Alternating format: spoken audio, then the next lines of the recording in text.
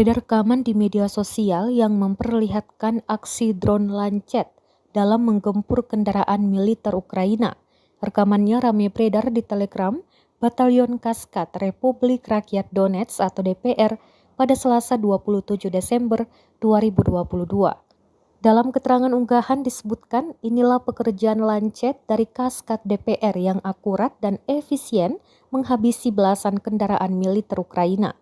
Mulai dari tank, kendaraan lapis baja M777, artileri dan truk Ukraina dihabisi satu persatu. Baik kendaraan yang terparkir maupun yang tengah berjalan tampak jelas dilibas habis drone andalan Rusia tersebut. Diduga serangan drone Lancet difokuskan di bagian timur Ukraina. Rekamannya pun menuai berbagai komentar dari warganet.